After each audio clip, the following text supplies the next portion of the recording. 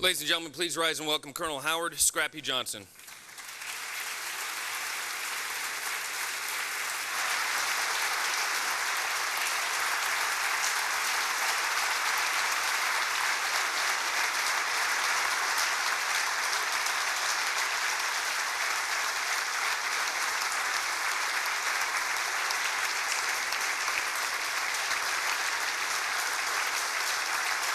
That's pretty good.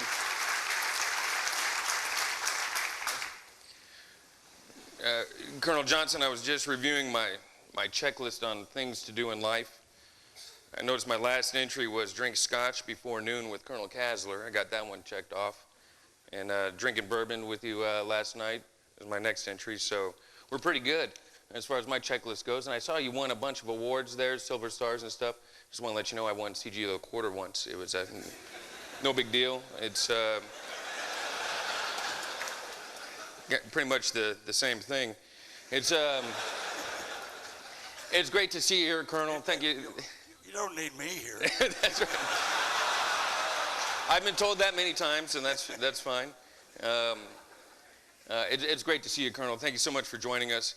And you know, the time that we've known each other, I was thinking to myself, you know, maybe you shouldn't even be here. I mean, you're an Eagle, you're a first-time Eagle, but I was remembering the story you told me about the entrance exam. And it reminded me of Sergeant Gutierrez and he and Julie's story. You know, 9/11 he went enlisted in the Air Force. In your case, it was Pearl Harbor. You went and enlisted in the Army Air Corps, and they said, no thanks, you failed. What happened there? Well, I think we had to make 90% on the test, and I made 89. Oh, boy. I'd have to say I wasn't very, I hate to use the word astute because my wife doesn't like it, but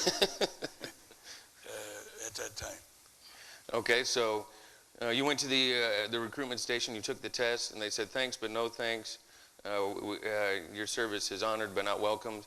And then what happened? So how'd you get in the Air Force then if you failed the entrance exam? Well, they gave the test about a month later in Lexington, which is very close to Louisville, maybe an hour drive or something. Right. So I went over there and passed it that time. How'd you pass it that time? I don't want to answer that question. So obviously your score from that, plus a few other things, made you extremely qualified to be a fighter guy, which is great because oftentimes not what you know, but who you know, which is real nice. And then you started in World War II. You didn't get to go overseas for the fight in World War II, but instead you ended up in Laredo. Matter of fact, working with a few of the WASP and training bomber crews. Yeah. Can you tell us a little bit about that? Well, I started out flying an AT-6, and a flight of 3 of us would have gunner in the back, pointed backwards, and another AT-6 pilot would fly the target, tow it behind him, and we'd fly along the side. And, the gunners would fire at the target, and if they were too slow, we'd give them about make the target look like a pencil. If they were shooting fast, we'd get up real close for them. Right. But at any rate, then we flew AT-11s and did the same thing, and AT-18s, which were an old Lockheed Hudson, which we gave a lot of to Great Britain before we got into the war. And later on, they decided the best way to do it was have some fighter planes to make attack on bombers and let them take pictures of it, which the bombers were B-24s and B-17s. This is the part I got intrigued with fighters about. First we did it with P-39s and then P-40s and then the P-63. And then they got an armor plate of P-63, which they could shoot frangible bullets at you, and you would attack them without getting shot down. The only problem was if they shot at you from the rear, we didn't have any armor plate, so a couple of guys got shot down that way.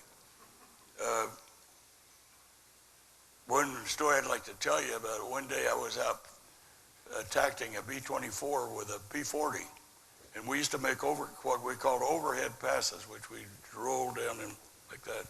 I rolled up and I started to roll down, and I I didn't see the B-24, so I sort of did like that for a minute, and all of a sudden I flipped into inverted spin.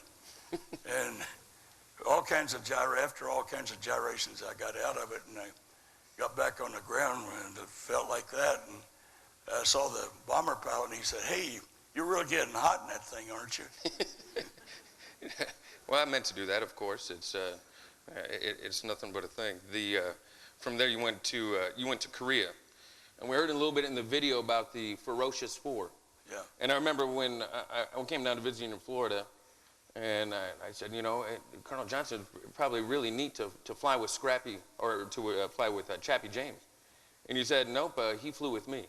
And he was one of the wingmen for the Ferocious Four. Tell me about how you guys came to be.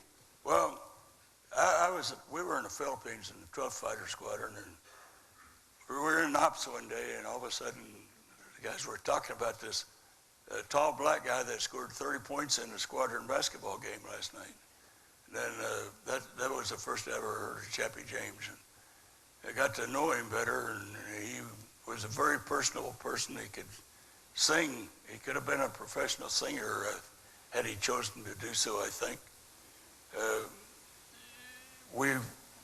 Then the Korean War got started. Our squadron got sent up there, and Chappie, for some reason, he didn't go right at first, but he came within a couple of weeks. And I had this guy, Spud Taylor, in my flight, and Spud was a saxophone player, and he also was a band leader. And Chappie used to sing for him sometimes. And Spud talked me into getting Chappie into our flight, which I did. Mm-hmm. And then there was a young kid named Mother Bader, we called him.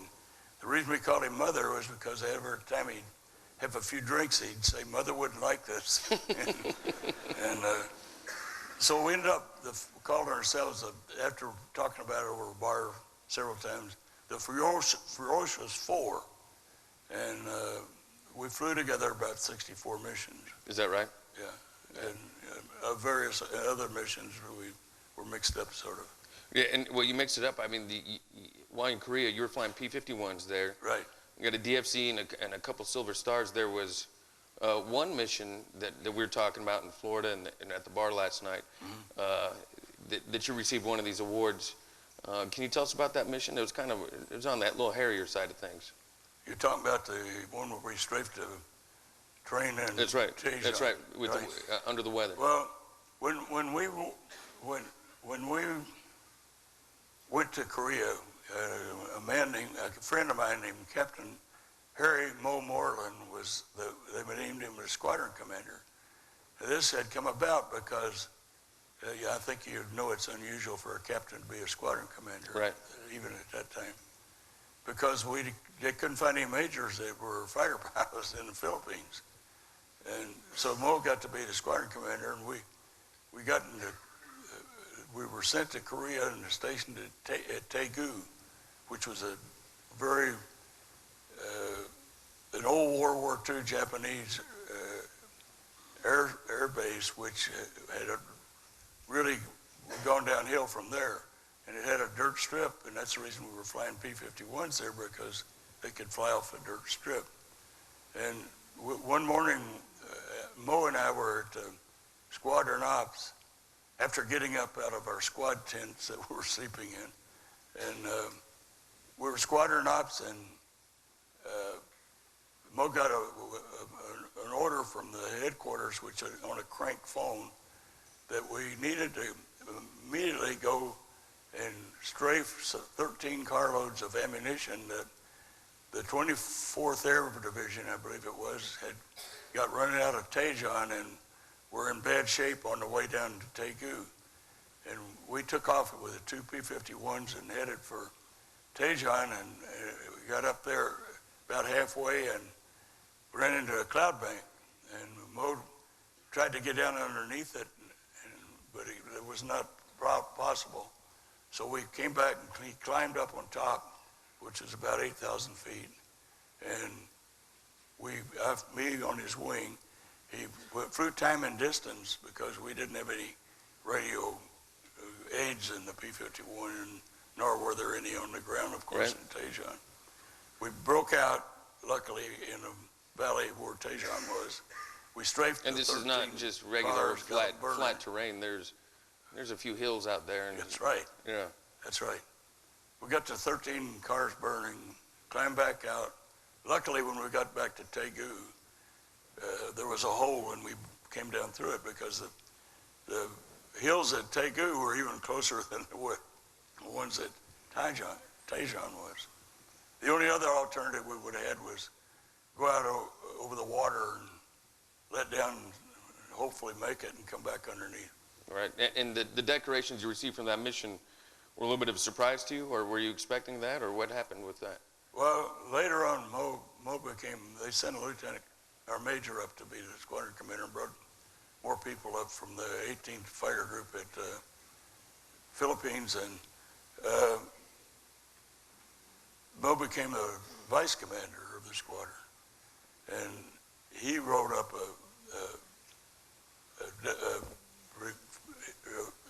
The citation? The citation right. for DFC, and after I wrote this article that you're talking about, 4 or 5 years ago, or 6 or 8 maybe, I found out that Mo sent me in for a DFC, but he wouldn't send himself in for one. So he didn't get anything for it, which what he did was 5 times better than what I did. All I did was stick on his wing. Right, right. Well, that's a leadership experience. And while you were in Korea, can you speak about the leadership experiences that because this was your first combat arena, if you will. Yeah. Since World War II, you were training the gunners. So Korea was your formative years. You're cutting your teeth on the wing initially. Well, and then what experiences? Luckily, go ahead. I'd spent a couple of years in the Philippines in the 18th Fighter Group, flying P-51s, and then we got some F-80s. But I got a lot of fighter experience there. We had ground gunnery and aerial gunnery out over the ocean, and did a lot of practice dogfighting around and stuff.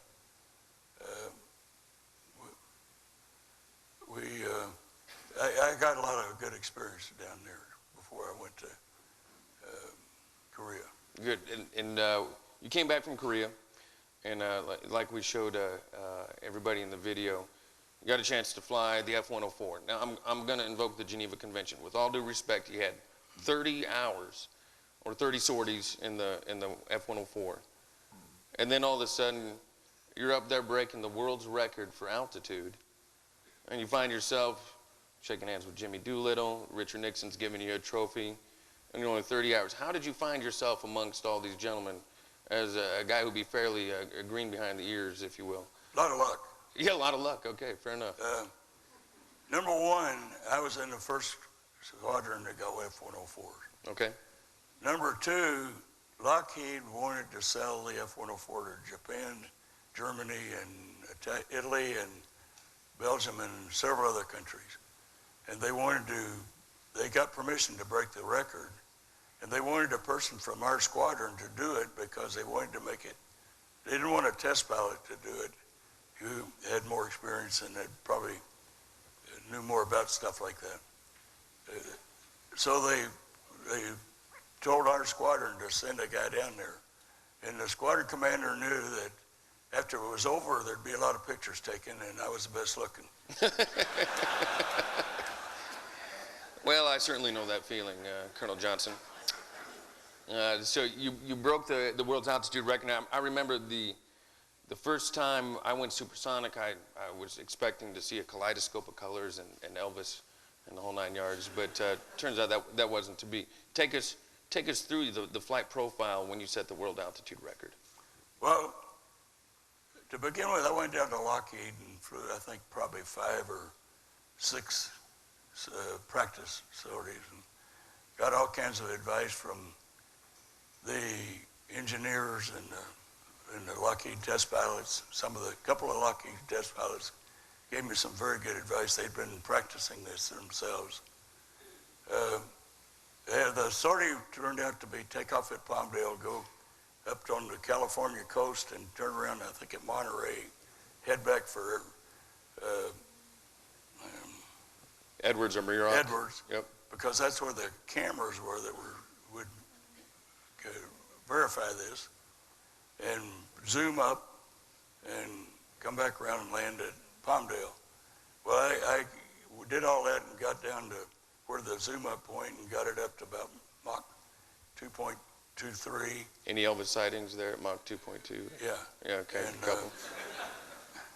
And started to zoom, and I think I didn't. My instruments didn't tell me how high I got because things were going all kinds of crazy. The engine quit at 63,000. No, afterburner quit at 63,000. The engine quit at 69,000. And you were 30 degrees from then nose on, high? it was a 40 glider, degrees nose high? an upgoing glider. Right. Upgoing glider. 52 degrees nose high? Yeah. And after I got down, I couldn't wait to get the engine started again at 47,000 feet to get the pressure suit off my back because it was extremely uncomfortable. So the engine quit at 63,000? 63. 63, and then you zoomed up to 91,000. Right. And I remember last No, night. I'm sorry, the afterburner quit at 63. Okay, that's The engine quit about 69. upgoing glider. Mob last night asked you, when you apexed at 91,000, did you look out and see a beautiful blue planet and stuff? And I remember your response was, Well, no, I was just looking at my I instruments. didn't do and a had to lot get of back looking down. out. I was pretty busy. Yeah, pretty busy. But Yeah. one thing that was noticeable was that the wings were had a tendency to fall off. And the rest of it, I didn't have any problem with the controls. I didn't understand all of this, but I got it down to 130 knots, which is, it's below stalling speed for that airplane. And, but I found out later I was going point Mach 7, so I was still going pretty fast. Right. Super. The after your experiences in the 104, you got everyone's dream job, that of a staff assignment as the Inspector General in San Bernardino, California. Many of us in the audience hope to one day get that staff job.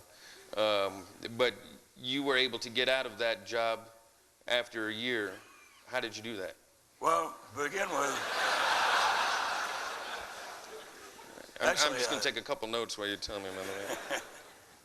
Actually, what happened was that I was the DO of the 479th Fighter Wing at George Air Force Base flying the F-104, which was the most desirable job a new colonel could have, in my opinion. When I found out about it, I was sent to the IG. I immediately got in a 104 and went to the Pentagon. Flew to Washington and went to the Pentagon. And I was going to try to talk them into getting me out of it. I got to the office, which said Colonel's Assignments, and right under that sign they had, if you don't like your assignment, let us know and we'll send you to Vietnam. So I took the sign down and went in on this colonel's desk and said, that's what I want to do. And he stuttered around and looked into it and finally decided he didn't have the power to get me out of it. So I had to end up going ahead and doing it. And then after a year, it was a 3-year assignment, and we were grounded and all that stuff. After a year, the Air Force headquarters sent out a letter that said if anybody with a 3-year tour wants to volunteer to go to Vietnam, they can get released from their 3-year tour. So I took that into my boss's office and wrote a letter, and about a week later I got out of it. And was sent to Nellis to fly T-Bird for 5 missions, or 5 hours, I don't remember which. And I got 10 hours in the 105 and went to the 388th at Korat, which was a 105 wing. Great. So you show up, you're at Korat, and you're looking to get right into combat, and they say, no, we need you to go to Japan real quick. Why couldn't you just go right into combat from Nellis? Well, my boss decided that I didn't have enough F-105 time. I tried to tell him that, don't worry about it, but he sent me up to Okinawa, where they had an F-105 wing, and I got 10 more rides in the 105. Learned how to turn the guns on. And right, just a small technicality in a war. Just make sure we can get the guns and bombs going. Now, your previous combat experience was in Korea, so you had a pretty decent background in flying combat sorties. Yeah. That was in P-51s. Now you find yourself in Korea in 105s. Can you describe the difference between flying combat sorties in Korea and flying combat sorties in Vietnam? Well, it was quite a bit of difference, really. In the first place, we were flying P-51s, and we were about to get overrun by the North Koreans, and it was a desperate situation, and then we did everything we had to stop the North Koreans from overrunning the South Koreans, like dropping napalm on tanks at 50 feet and stuff like that. Except for some places in Laos and southern North Vietnam, you didn't do things like that. If you did, you wouldn't last very long. And so flying up in the real where the war was really fought up in North Vietnam, except for the part where we were bombing and strafing the supply routes that were coming to help the North Vietnamese in South Vietnam. Most of the bombing was up around what we call Package 6 in Hanoi. RUPAC 6. Yeah, you could, if you did, you wouldn't drop bombs at 50 feet too many times, or napalm or whatever. But most of now in Korea, you were one of the younger guys. Now you go back as a wing DO in Vietnam. So now you're one of them. You're one of the leadership now in Vietnam. And now you're staring at these RUPAC 6 missions. And what was your experience with the way wing leadership held those RUPAC 6 missions? Well, when I got there, the guy I replaced was not flying in Package 6. The wing commander was not flying in Package 6. And I decided that I was going to, because I knew that in other wings people were flying into Package 6. So I did. And one night, I'll never forget one night, it was customary if you weren't flying that day to go to the morning briefing, which started off sometimes at 2 in the morning. And this guy that I replaced was now the vice wing commander, got up